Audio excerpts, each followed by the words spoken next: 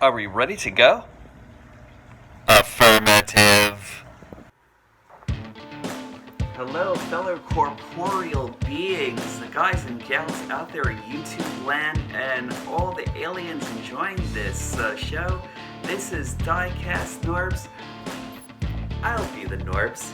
And today, I actually went, last night, I actually decided to, just, go into Target for a second, somehow, some way, there was, something that was actually pulling me in like gravity, and it was the sun. So I actually went in, and I found no other than Siege War for Cybertron Mirage. So, I'm dying to review this guy. Let's see what we think about this. And welcome to the show. Let's have some fun with this guy. Alright, needless to say, I think this review will actually have to be not harsh, but I'm actually going to really review the heck out of this guy because, I really think that this guy is actually pretty awesome. But I have a few points of contention. Mirage is actually pretty great. The mold is actually pretty fantastic. There are a couple of things that I actually have that are actually maybe hits or misses for myself. I'm not exactly sure how people how other people will actually think about him. But I am actually going to start off by taking a closer look at Mirage. That face is awesome. Kind of really reminds me of his old G1 days, and I really love the fact that Hasbro actually decided to give us a G1 inspired Mirage. He's very cool. I'm really loving how the back is actually filled with these tires and everything, so it actually really just gives him a little bit more solidity. That's very cool. Now, for me, the fact that this is actually made with clear plastic is actually kind of a miss for me, actually. If they actually did do this in clear plastic, I kind of would have loved to see this painted. And the windows actually... Oh, well, I'll show you what I mean. Alright, let me just bring this out. Okay, so this box is great. Look at that. Mirage ready for action. And look at this. I mean, for a pacifist, you think that he's actually just ready to kick all kinds of ass and everything like that. But this guy's that's actually just great. I love that. So there goes the usual War for Cybertron side. There we go. And this box art is great, but this is what I'm actually talking about here. Just pay attention to this. You see where this window is actually just you see that? That's great. I love this. I was loving this from the box art, but there are going to be, this is where my real point of contention is actually going to be.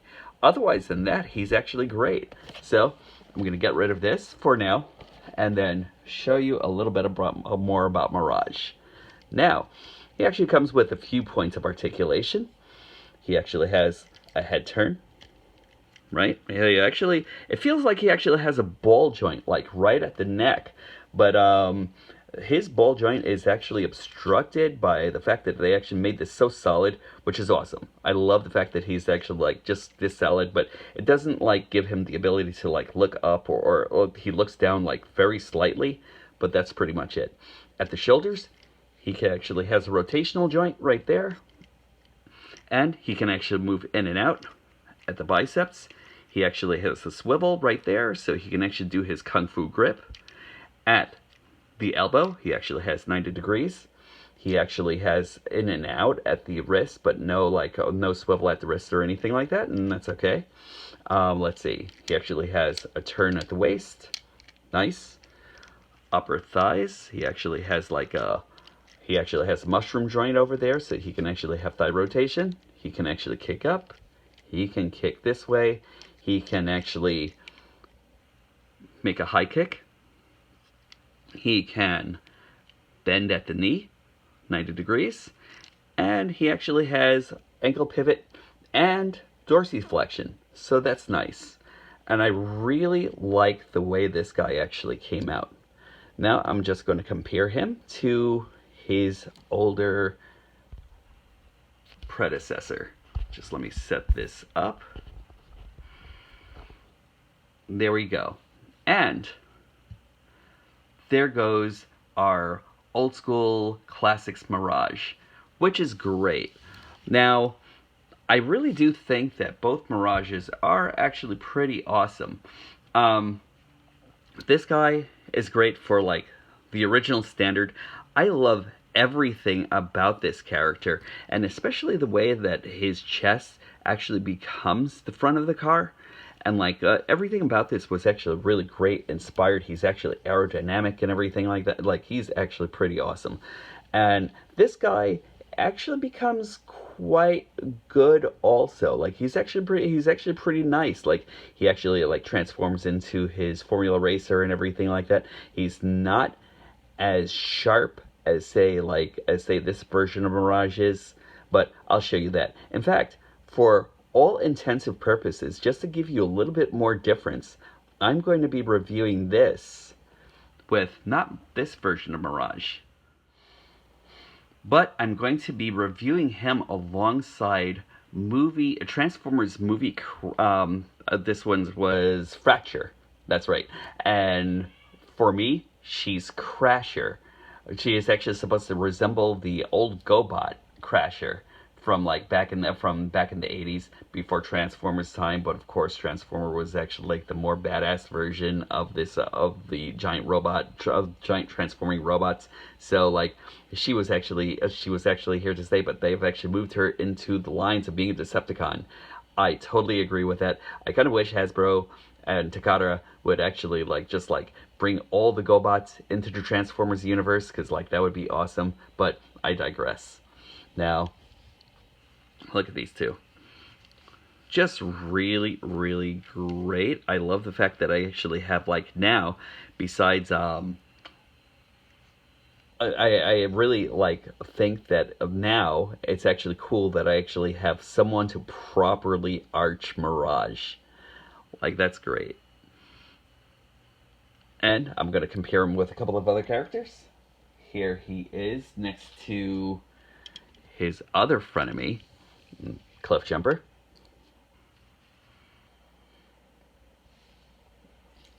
Here he is with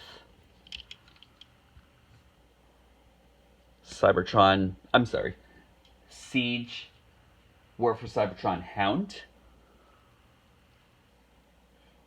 There we go.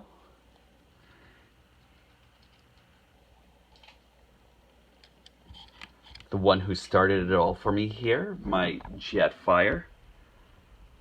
My beloved Jetfire. That guy's great still. There we go.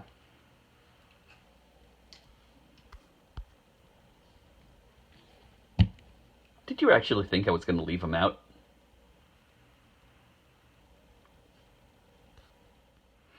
Now I'd just like to talk a little bit about weaponry. He actually comes with this laser rifle, which is actually pretty cool. You know, I like the fact that they actually have the wings over here to kind of resemble the car. He also comes with his rocket launcher, which is also cool. Now, I also like the fact that he actually has this thing right over here, so this holder, so he can actually just install it into his hand, and it actually kind of looks like he's actually got a little laser pistol. Now, this is actually kind of interesting. I kind of thought that the fact that they actually made this to combine with this to actually make some kind of super rifle, it's kind of a hit or a miss. It's actually kind of more of a miss for me, but the more I keep on playing around with it, the more I keep on having fun with it for some reason. It's actually dorky, but it's actually kind of cool at the same time. So I don't know. Oh, also, Mirage comes with all these points right over here where you can actually add effects. So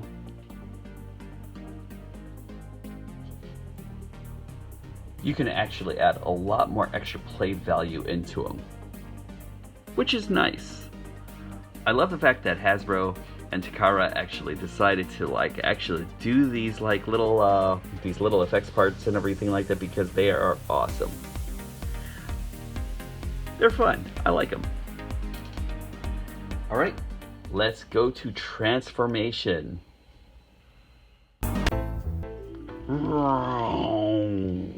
And there we go.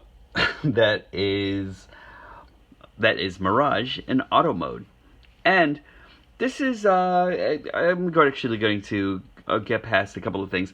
I really kind of dig it. Like, I think it's actually kind of cool. Like, I like the colors that were actually involved here and everything. So, like, that is actually pretty cool. For a car mode, he's actually okay. Now, these are going to be my points of contention here. Like, I really wish that they were actually able to work in the front hood as being like the chest, because like the way this looks, it's not so bad. The one thing that I would love to have actually seen Hasbro do was with this Autobot symbol, if they could have actually flipped it around, kind of like what they actually did with like with Bumblebee, or with Jetfire actually being able to like flip his Autobot symbol around, so you actually have like a faction thing. So there we go. So Jetfire actually has the ability to do that. And that's so cool. So like you could actually kind of like go back to his old days as a Decepticon, or you can actually make him the Autobot he deserves to be. And that's great. But for Mirage, I thought that they could have actually just like used that kind of magic that actually went into just like maybe just like making this a full white trunk or back or whatever you want to call this, so he can actually just kind of like hide his faction and then just like have the other faction symbol just like right there. I think that's actually a point that was actually missed there. I'm not exactly sure how much more expensive that would have actually been to make, but yeah, it's the little things. And this other thing right over here, so like this is all clear plastic with like a little bit of painted silver on the inside, but the painted silver is actually really so faint that you can hardly see it. It's cool. It would have actually been cool if they would have actually like worked, if they would have actually been able to work this out a little bit more. But like, I don't know, like maybe if they actually painted the inside silver, leaving this blank and everything, because like this is the point of contention that I actually have over here. Okay, these colors are great. Even with the white on his arm, that would have actually been cool. I like the way that looked. They didn't do that over here. The way this goes inside a little bit more than this does. I mean, you could actually keep on pressing it in, and it really doesn't like depress even like that much more than there. But the one thing that I actually really have an issue with is the fact that this isn't painted. Like, I would have actually loved to see this painted like a more solid color, and then so it can actually like maybe give the illusion of that window there or something, or like maybe they would have actually painted it and then just like left this as like a clear or like dark or like darker color or something. And sometimes when it actually comes down to like the Hasbro product placement, when it comes down to this, I kind of feel as though sometimes Hasbro actually says, look how cool this could have actually been if we actually took some more time, you know? But like, and I really appreciate everything that Hasbro actually does. In a way, I kind of wish Takara actually kind of like went back to like the olden days of like making another standard color for this character all together and everything like that, so they could have actually produced something that looks more like his box art, because that would have actually been great. Aside from that, I don't really have a huge issue with it. It's a different take on Mirage. It's cool, like I like it, but they're just like a couple of like small little points and hits and misses, and like a couple of misses here where I think he could have actually been a little bit better. That being said, I'm actually going to bring him in with, just let me lower this a little bit, with Crasher. Now, Crasher, aka Fracture, actually has a great Formula One car mode, And it's the same with Classics Mirage. Like, she actually shares the same mold. So, like, you're not really seeing, like, that much of a difference here, except for colors. But this, I mean, as far as, like, a matchup and everything like that, like, this isn't so bad. I really still like this. But I think what they actually did over here was actually pretty brilliant. Especially with this. The way they actually colored the windows. You know, like, you actually have, like, obviously, this is actually going to be all, like, this is actually going to be all translucent, like, smoky plastic, and it's actually all painted. I really would have loved to see him do that on this, because that would have actually been awesome. That would have actually, like, just made the character, that would have actually just made him pop a little bit more. Aside from that, he's actually cool. I'm going to bring him with a couple of his other, wavemates here. So, well, actually, with one more wavemate. This is Siege Hound. And they look pretty cool together.